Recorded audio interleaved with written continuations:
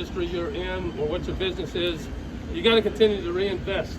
And this is an opportunity that we have to reinvest it back to everybody concerned, our student athletes, our fan base, our donors, and the recruits that come in to see the commitment that we have here and what we've done across the street.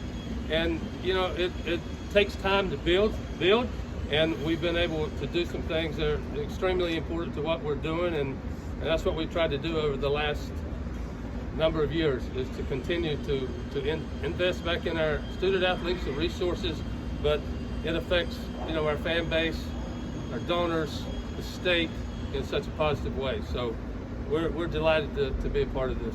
Coach, do you have a particular part of the project that really stands out to you as your favorite? Or? Well, I like it all, but I guess I'm kind of a little bit biased to the Cockaboose Club, because that's the Cockabooses are a tradition here, and a lot of people nationally, when they think about Williams-Brice, they ask about our Cockabooses, and now we have the Cockaboose Club, and we think they'll have opportunities for us in the future to expand and maybe have that open at times that are different than game days. So, but it's all very impressive. These guys have done tremendous work, their creativity, and I just get to show it off, but I do appreciate it. Steve, you mentioned earlier before, like, different elements, right? You have the traditions, probably just like the athletics component, and tying into the university. Because how important was it to have those different themes throughout the different areas that were created that can add to the overall feel and environment? It was probably the most important thing. Outside of, we were working on what stadium renovation might look like. Coach has been the AD here for 8 of my 10 years, is that right? And probably 6 years we've been working on what this might look like. And we've gone through iteration after iteration. We've polled our fan base so many times. I mean, this had a lot to do with what our fans said they wanted, but the thing that Coach Tanner's been consistent about throughout this has been, you got to hit the mark on make it welcoming, make it South Carolina. Don't make it a just some generic kind of space. And I feel like we had a chance to come up higher. We have a lot of nice premium areas in Williams-Brice Stadium, but none of them, in my opinion, do as good of a job of telling the Gamecock story as the ones that we built. So we realized that was a place that we felt like we could come up higher. We did a lot of looking at what other schools in the nation were doing to make sure our spaces were efficient.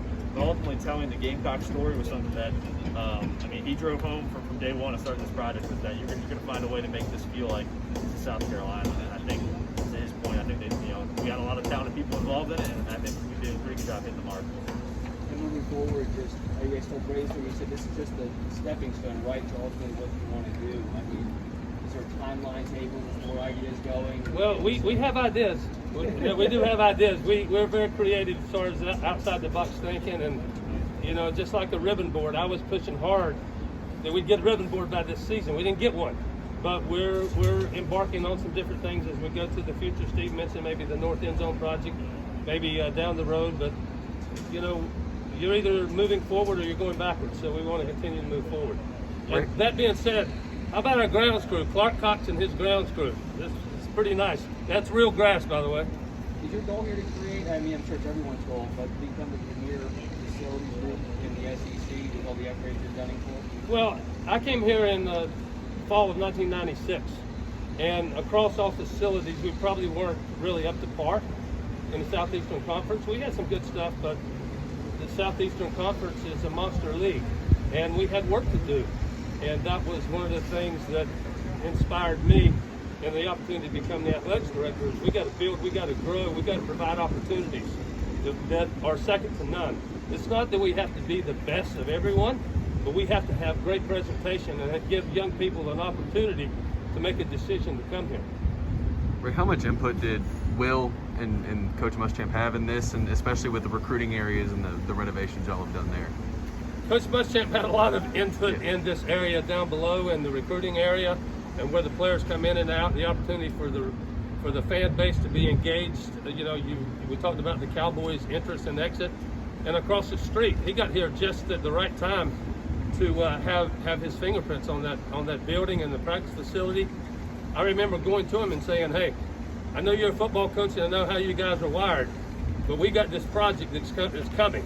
You can, if you choose to engage, it's going to take some time, but you've got to be invested." He said, "I very much want to be," and he has been, and he jumped in on this one as well. So we've been able to do some things that are important. I think you have to involve everyone. It can't be couple guys in administration or somebody's out. Everybody's got to be included. You got to hear everybody's opinion because everybody's got something to add. And especially, you know, Coach Muschamp's been around the block a little bit. He's been in some schools, and I think his input was critical and very important to this project.